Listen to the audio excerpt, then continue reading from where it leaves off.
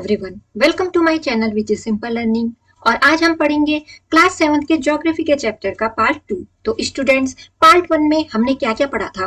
हमने पार्ट 1 में पढ़ा था what we have studied about the composition of gases present in the atmosphere and about layers of atmosphere, troposphere, stratosphere, exosphere. And what we studied about greenhouse effect, the infrared rays emitted and they reflect by the earth's surface and some of them trapped on the earth's surface. So what we further studied about? We further study about the global warming introduction. What is global warming? Let's study. Global warming means the rise in the mean global temperature to a level which affects the life forms on the surface of the earth. Global warming means गर्म। Global warming यानी कि पूरी जो अर्थ है वो warm हो रही है। तो उसका रीजन क्या है? जो राइज होता है किसमें? ग्लोबल टेम्परेचर में। और किस लेवल तक? उस लेवल तक जो अफेक्ट करती है लाइफ को, जो हमारी अर्थ पे है। तो वो हो गया ग्लोबल वार्मिंग। इसका मतलब हुआ ग्लोबल टेम्परेचर, एक तरफ से rise in temperature, rise in the global temperature, एक लेवल पे इतना बढ़ जाना, जो भी अर्थ में जितने भी लिविंग बींग्स हैं, जितने भी लिविंग ऑर्गेनिज्म हैं, वो सब अफेक्ट होते हैं। The factors responsible for the warming are of two types. जो फैक्टर है रिस्पॉन्सिबल इस वार्मिंग के लिए, ये गर्म हो रही है हमारी अर्थ, उसके लिए जो रिस्पॉन्सिबल है वो क्या है? These are natural. These are naturally occur. And the second one is man-made. These are made by man. What are the main causes of ozone depletion? First one, ozone in the upper atmosphere is a major factor in making life possible on the earth, as we already studied about the ozone layer and its depletion, the depletion of ozone layer in the previous video of this chapter. And this is a layer which protects us from the harmful rays of the sun, which on harmful rays of the sun, and this type of layer which protect us from that ultraviolet rays coming from the sun. Ozone in the upper atmosphere is a major factor in making life possible on the earth, and it is the upper atmosphere. It is in the upper atmosphere, and this ozone layer is present in which layer of atmosphere? That is stratosphere. And this is a major factor in making life possible on the earth. ये एक ऐसा factor है जो life को possible बनाता है हमारी अर्थ पे। This layer shields us from the ultraviolet rays of the sun. ये जो लेयर है ये हमें किससे बचाता है? जैसे कि हमने पढ़ा, ये हमें किससे बचाता है? It protects us from ultraviolet rays of the sun. If the ozone layer is not present in the outer layer of the earth's surface, then the UV rays directly falls on the surface of the earth and that affect all type of living organisms. With the passage of time, the ozone layer is becoming thinner, and as the time is running, the ozone layer is becoming thin. It's become thinner. वो पतली होती जा रही है. As a result, a hail has appeared over Antarctica, allowing harmful ultraviolet rays from the sun pass through the atmosphere. And what is the result of this? As the ozone layer is becoming thinner, it is not thick, and as a result of this, a hail has appeared where? Over the Antarctica. ये क्या कर रही है? Yellow harmful ultraviolet rays को yellow कर दे रही है, और जो सन से आ रही हैं और वो एटमॉस्फेयर में प्रेजेंट हो रहे हैं, and that also affect all the life of living creatures in the present in the earth. Because of lack of certain chemicals, ozone layer breaks down and disappears. And because of lack of certain chemicals, because of the scarcity of chemicals, the ozone layer breaks down, and this ozone layer easily become break into different pieces and disappear. Burning of forest fuel is another cause of ozone depletion, and the forest fuel is also the other cause of ozone depletion because of emission of greenhouse gases. The greenhouse gases like carbon monoxide due to burning of fossil fuel, and these are present due to the burning of these fossil fuel, as we already studied in previous video of this chapter, that the fossil fuel also become the greatest factor of emission of greenhouse gases. The older refrigerators and air conditioners release chlorofluorocarbons, which is harmful to the environment. And the refrigerator which are becoming old and the air conditioners, they release what type of carbons? Chlorofluorocarbons that are harmful to the environment, that are not beneficial for the environment. They harm our environment. Effect of ozone depletion. What are the effect of ozone depletion? Because of the depletion of ozone layer, the UV rays of the sun will not be absorbed.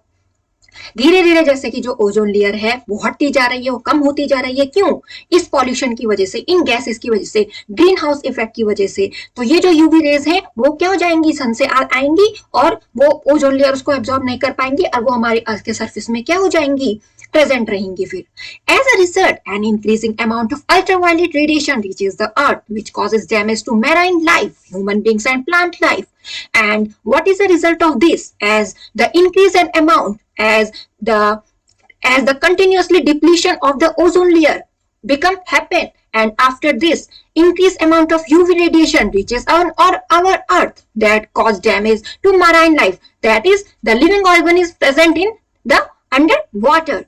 And also this is not good for human beings, for the health of human beings, and not good for what, for the life of plant as a result of the depletion of ozone layer.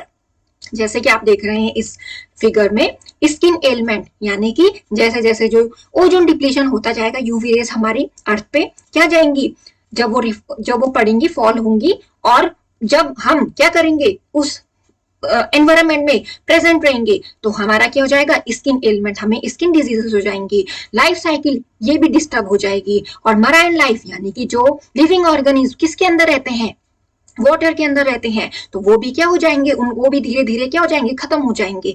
तो ozone depletion की वजह से इतने सारे harmful effect देखने को मिलेंगे student. और आपने कहीं देखा भी होगा कि जो मछलियों की क्या थी, जो फिश थी, उनकी उतनी पॉपुलेशन उतनी अब ग्रो नहीं हो रही है। जैसे कि जो टॉर्टाइज है वो क्या हो रही है, उनकी लाइफ भी क्या हो रही है, इफेक्ट हो रही है।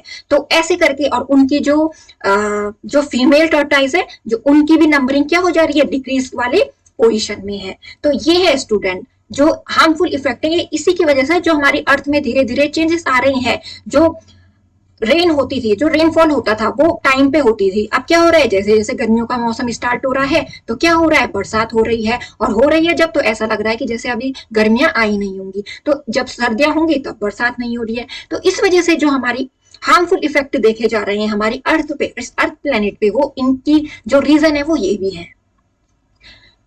There will be increase of skin cancer and cataract. तो स्टूडेंट ये यूवी रेज अगर पड़ेंगी हमारी अर्थ पे, अगर ओजोन लेयर डिप्लीशन ऐसे ही होता रहा तो जो स्किन कैंसर है वो भी बढ़ जाएंगे और कैटरैक्ट भी। The body will be exposed to a number of infectious diseases, और बहुत सा टाइप की, there are so many types of different types of diseases occurring in our body.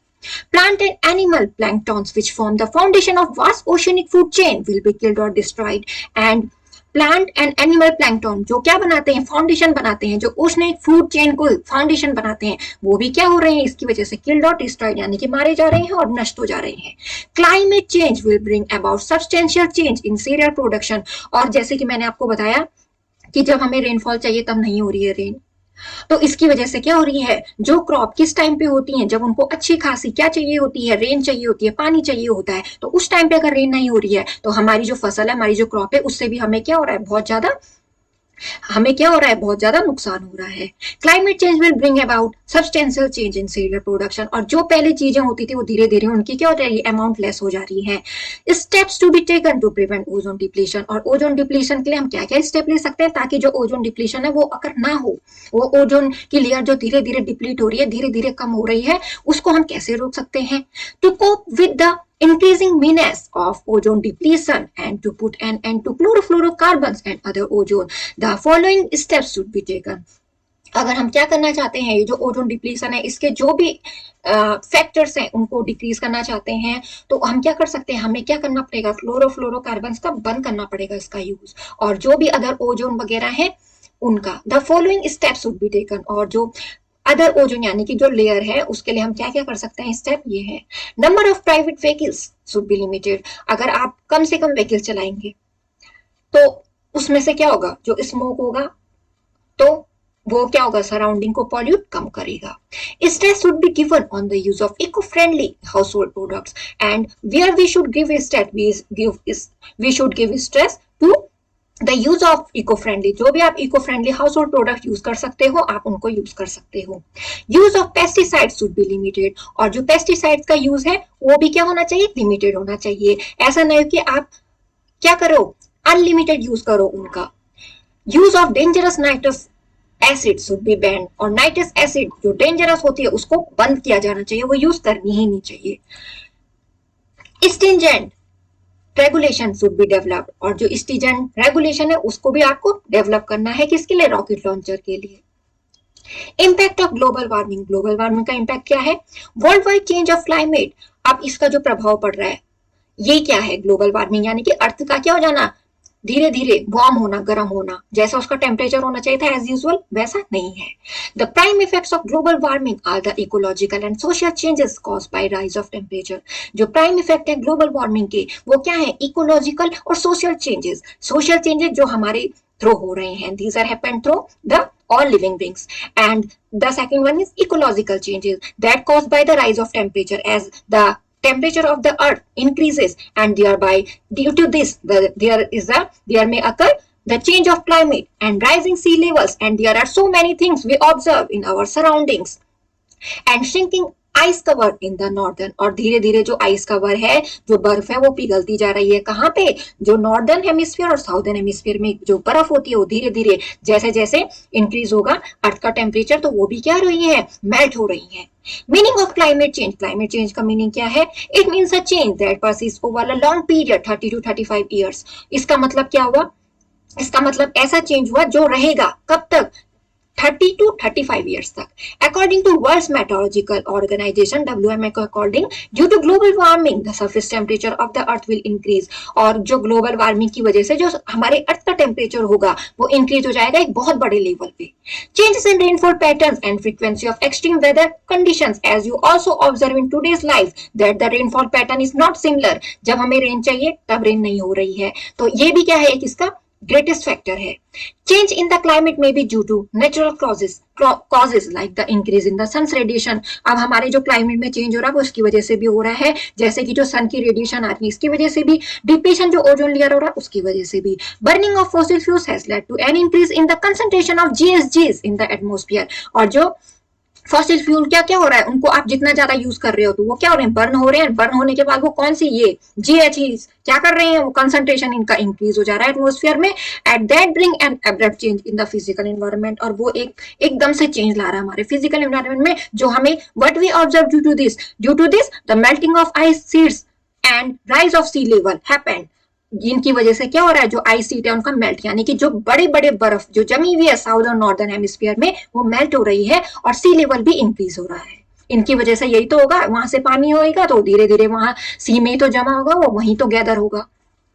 Change in the future climatic condition, अब future climatic condition भी change हो जाएगी। Future यानी कि जो अब आएगी, there will be a great change in the future climate condition, it will be associated with more hot days and fewer cold days. जैसे कि हम अभी भी देख रहे हैं कि जो गर्मियों के दिन है वो ज्यादा है और कोल्ड डेज क्या है, कम है, और ठंडियों में बरसात होनी चाहिए तब नहीं हो रही है और गर्मियों में हो रही है। The frequency, length and intensity of heat waves will increase over the land areas, और जो फ्रीक्वेंसी है किसकी, हीट वेव्स, लू चलती है जो, जब कब चलती है, गर्म हवाएं चलती है जब, और उनका क्या हो रहा है, बहुत ज्यादा अमाउंट में क्या हो रही है, वो चलती हैं, क्योंकि गर्म बहुत ज्यादा गर्म हो जा रहा है और ठंडा जब पड़ रहा है तो बहुत ज्यादा ठंड हो रही है। There is a possibility of increasing wind speeds, और इसकी वजह से जो विंड स्पीड है उनपे भी क्या होगी, जैसे कि हमने यूएसए में देखा था कितने भयंकर भयंकर साइक्लोन आए थे। ये भी क्या है, एक these are the result of the change in the due to the result of the environmental change. Changes of oceanic condition change हो रही है, there will be great change in the oceanic condition. The increased levels of carbon dioxide have led to the acidification of ocean. अगर carbon dioxide increase हो रही तो carbon dioxide भी क्या work करती है, हीट करने का काम, वार्म अप करने का काम सराउंडिंग को, तो वो भी क्या, उससे क्या हो रहा है, एसिडिफिकेशन हो रहा है ओशियन का, जो पीएच लेवल है वो डिक्रीज हो रहा है ओशन का, और ये किसकी वजह से हो रहा है, जो कार्बन डाइऑक्साइड एटमॉस्फेयर में प्रेजेंट हो रही है, और वो क्या कर रही है, जो मैराइन लाइफ है जैसे कोरल्स, प्लैंक्टन्स, इनकी भी लाइफ को क्या कर के डिस्ट्रॉय कर दे रही है, इफेक्ट कर रही है, अफेक्ट कर रही है। Acidification of oceans also lead to a threat to the food chains connected with the oceans, और जो एसिडिफिकेशन है ओशियंस का वो उसकी वजह से क्या हो रहा है, वो किसके लिए हार्मफुल है, फूड चेन के लिए, जो ओशन में जो मैराइन लाइफ है उसको पूरा ही चेंज कर रही है।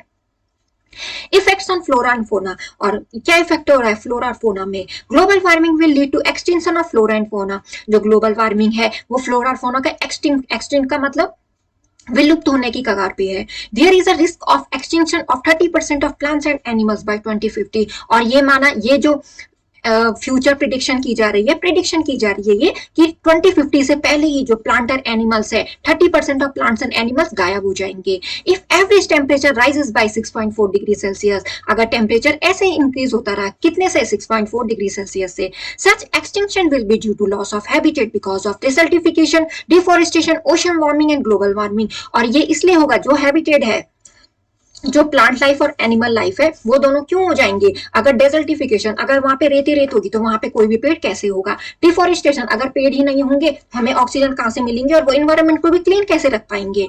ओशन वार्मिंग, ओशन अगर वार्म हो जाए, ओशन वार्मिंग, अगर ओशन का जो पानी है वो धीरे धीरे वेपर में चेंज होता रहा तो क्या हो जाएगा? एक तरफ से वो भी क्या हो जाएगा? ओशन भी नहीं रहेंगे। और ग्लोबल वार्मिंग की वजह से आपने देखा ही होगा कि अर्थ का जो टेम्परेचर है वो राइज हो जाएगा, और जब राइज हो जाएगा तो सारी ही चीजें अफेक्ट हो रही हैं। डिस्ट्रक्शन ऑफ इकोसिस्टम, अब इकोसिस्टम का डिस्ट्रक्शन कैसे हो रहा है? Global warming will also lead to a destruction of ecosystem because of the increase of carbon dioxide in the atmosphere, the total ecosystem will be destroyed. Carbon dioxide की वजह से, atmosphere में present होने की वजह से, इसकी जो अमाउंट है वो इंक्रीज होने की वजह से जो आपका इकोसिस्टम है डिस्ट्रॉय हो जाएगा। और ये इफेक्ट करेगा सप्लाई किसकी? फ्रेश वाटर भी नहीं मिलेगा आपको, फ्यूल भी नहीं मिलेगा, क्लीन एयर भी नहीं मिलेगी, और एनर्जी रिसोर्सेज भी नहीं मिलेंगे, food, medicine and other matters on which we depend on our survival. और इतनी सारी चीजें हमें नहीं मिल पाएंगी। Bleaching of corals, bleaching of coral is due to bleaching of coral. Coral का ब्लीचिंग क्यों हो रहा है? किसकी वजह से हो रहा है? किसकी लॉस की वजह से? माइक्रोस्कोपिक एल्गी की वजह से, जो क्या देती है उनको? कलर देती है और नरिशमेंट देती है कोरल्स को। कोरल्स कहाँ होते हैं? सीज या ओशन में मिलते हैं। Ways to minimize global warming, अब आप ऐसे तो आपने पढ़ लिया कि ग्लोबल वार्मिंग के क्या क्या रिजल्ट हो सकते हैं, कैसे कैसे अफेक्ट कर सकता है। और ways to minimize global warming, आपने अभी तक पढ़ा कि जो ग्लोबल वार्मिंग है उसका इफेक्ट कितना हो सकता है हमारी अर्थ पे।